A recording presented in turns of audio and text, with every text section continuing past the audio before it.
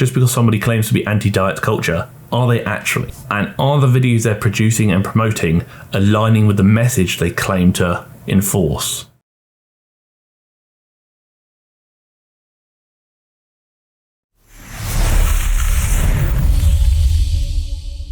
We're back once again in front of the camera, and this time we're actually talking about someone very new and actually technically outside the realm of fitness. And we're talking about Zoe Unlimited through the means of Abbey Sharp. I figured this would be quite an interesting one, as I've never really discussed intermittent fasting and also some potential problematic behaviours I've identified in Zoe and her content that I think I'd like to bring to the table. In this video, Abbey Sharp is reviewing one of Zoe Unlimited's Day of Eating videos in which she talks about intermittent fasting, so we're going to crack on. But before we start, I do want to throw out a very quick trigger warning, as we will be speaking about diets, eating disorders, and disordered eating. If any of these topics are triggering for you, please do not continue with this video. My oversized forehead and very pale skin is probably not worth it. To be completely honest with you, I eat pretty much what I want to eat, but there are several rules I follow when I'm in fasting. Intermittent fasting is nothing magical. A lot of people will go die hard on the intermittent fasting route of, oh, intermittent fasting saved my life. Intermittent fasting is the secret to weight loss. It's the best diet you can approach, which technically it is arguably, depending on who you speak to, seen as a diet, which is also interesting, as I believe Zoe is very anti-diet culture, but we'll get onto that shortly. They really go for the intermittent fasting is the way of life. But the reality is this, when it comes to weight loss, and if you're experiencing incredible weight loss through intermittent fasting, is that due to intermittent fasting, or is that actually just due to the fact that you're giving yourself a much smaller window to eat? If I say do a 10,000 calorie challenge in 15 hours or 5 hours, which is going to be easier? Again, smaller window to eat means less opportunity, which means potentially easier to restrict your calories and easier to enter a deficit. If you're still here, don't forget to like, comment, and subscribe, as I would very much appreciate your support and your involvement in the community. There's no point choking down a smoothie or like an egg white omelet if you are totally miserable for it, because not only is it potentially less nutritious for you, but it's also typically a setup for a binge. That's actually a really interesting point, is if you're kind of depriving yourself of foods that you might enjoy or foods that you might actually just fancy eating, are you potentially encouraging the likelihood of a binge from occurring? In the sense that if you say, I'm not going to have any sweet treats, I don't want anything like that. I kind of spoke about this in the no sugar video, I want to say a couple of weeks ago, depending on when this video comes out. And you limit all of the enjoyment from your consumables, we'll say, eventually you're going to get really miserable with what you're doing, and eventually you may turn around and say, you know what, let's just go all in and just go hard, and then again that results in a binge behavior. If you're in a weight loss period, where a deficit period, that's obviously going to result in potentially putting you into a surplus, but also beyond that, it's potentially actually going to result in enforcing potentially problematic behaviors and habits, potentially due to the restrictive nature and the maybe lack of enjoyment you're actually getting from your diet. Again, you don't have to eat boring food all the time. You can consume nice food, even if you are in a deficit period for whatever reason that may be. You can flavor your food to make it enjoyable, and also you can make room for treats and things you enjoy if you fancy it. If you're not in a deficit period and simply just want to eat this way, then what's stopping you from just saying, let me eat this way, but also enjoy some of the things I'm consuming? Let me just have some puddings, have some snacks. Again, it really is dependent on you and your goals, but not allowing yourself any enjoyment will likely result on you essentially binging due to the restriction of taste and things you actually want to eat. And it's a solid meal, around 750 calories, I'd say, which would be the minimum of what I'd want to see when we're only having 2 to 3 eating episodes or opportunities in the day.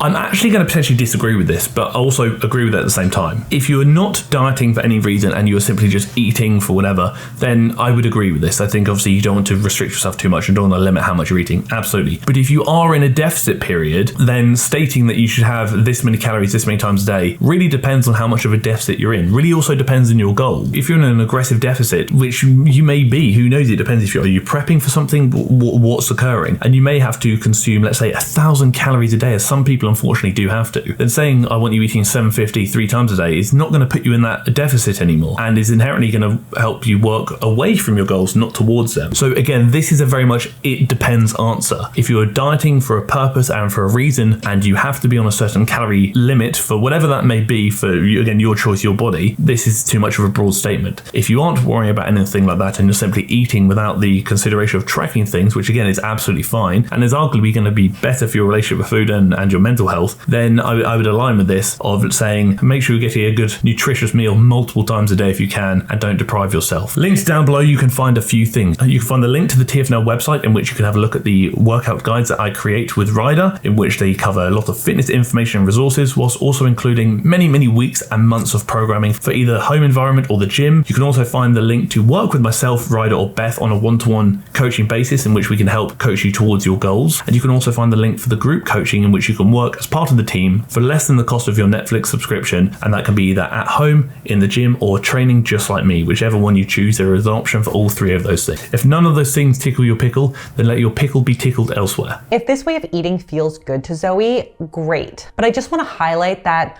women's bodies tend to be more sensitive to caloric restriction. That's actually very valid. I think men in deficit periods can get away with a lot more, I believe. So you can put men in some really aggressive deficits where they can go from, let's say, 4,000 calories down to 1,300 calories for a short period of time without really any kind of negative side effects from that. But with women, you do have to be a lot more careful of things like their hormones, potentially periods and whatnot. I've kind of mentioned this before. A lot of athletes have gone through phases or periods where they haven't had a period for potentially many years because they're choosing performance over health. And sometimes, as I have kind of brought up a few times, they're at either end of the spectrum. For most people watching this video, I'm sure that your priority is probably your health and not performance. In which case, you do have to be very careful with what you're consuming. You do have to be very careful if you are being very restrictive with your diet, which I don't think is going to be healthy. And there are potentially risks of you losing your period or not having a period for an amount of time. If, God forbid, that has happened to you, please understand that something can usually be done to reverse that. A client of mine is a prime example who didn't have a period for many years, but once you kind of change lifestyle factors, change their diet and whatnot, she is now since being able to have regular periods again, which is fantastic. And for a while, she probably thought that she was never going to have a period again, and that's obviously quite scary for a lot of people. But again, something can be done. Recovery is a possibility, and although it's probably not going to be easy, it's still doable. Don't ever think that the damage has been done, it's too late. It's probably not, but I would definitely recommend consulting with the relevant medical professional. And that kind of segues me onto something. I saw a video talk about the hypocrisy of Zoe Unlimited, and I thought there were some interesting points. And honestly, I don't know enough about her to really make these claims, but I'm going to give a quick overview of my observation. Zoe, from what I've seen, can be very anti-diet culture. So you've got things about the deadliest trend on TikTok yet, the magic skinny pill. I think that's going to be a referral to Ozempic. I'm not sure I was actually going to do a video on that, which I probably will. Talk about her disordered eating. Great things where she's kind of speaking out against potentially diet culture and a lot of the restrictive and problematic behaviors that are often encouraged online. But then you go to her like popular videos, and then the first thing you see is smaller waist in a week. I did a 1-minute workout for 7 days. Shocking. If you can't lose weight, watch this. Everything I changed to lose 30 pounds, my weight loss journey. So again, it's about presenting anti-diet culture whilst also being a part of it to an extent. Again, I don't know Zoe's content well enough to really say this is what she's doing, but this is just a brief observation and opinion formed by some of the research I have done. And that inherently in itself is problematic and potentially hypocritical.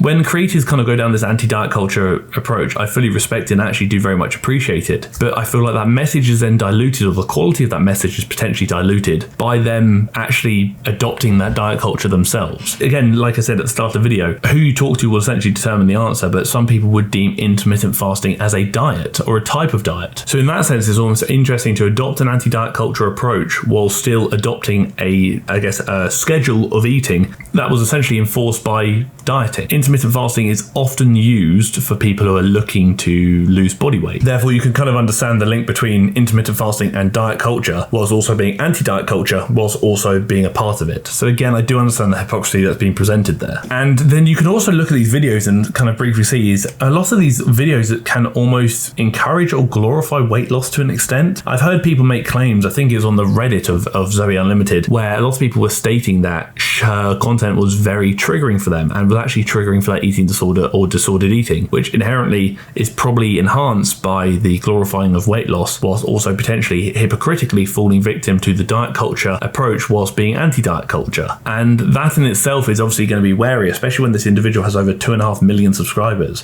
And I get she's a lifestyle influencer, and I get at the end of the day she's just creating content that just aligns with her lifestyle and just shows you how she lives, which I fully appreciate and respect. And I'm not blaming her for anything here. I'm never directing hate towards Zoe or anyone like that. I'm simply talking about the concept of diet culture and also the video in question, which was obviously Abby's video on Zoe's diet. You also have to, as a consumer, have to identify is what you're consuming enhancing your life or hindering it? If these videos are potentially leading to triggering behaviors, problematic or restrictive behaviors, it's probably not doing you any good to consume. Like I said, you also have to question that just because somebody claims to be anti-diet culture, are they actually? And are the videos they're producing and promoting aligning with the message they claim to enforce? But again, it's just my thoughts and opinions. At the end of the day, I don't know enough about Zoe to really formulate an opinion on her and her content. All I can say is that I fully understand why some people might actually find her content triggering and also potentially hypocritical. And also based on the video I saw of Abby's, I can fully understand why she adopts the intermittent fasting approach, but I'm not necessarily saying it's right or wrong. You essentially have to do what's best for you. If this is best for Zoe, then I fully respect it, but you also have to question, why might Zoe be doing this, and should you be doing the same thing? Just my thoughts and opinions and just my ramble, and I'd love to hear your thoughts and opinions in the comment section below. Thank you for tolerating me. Thank you for tolerating my thoughts and opinions, and thank you for tolerating the video.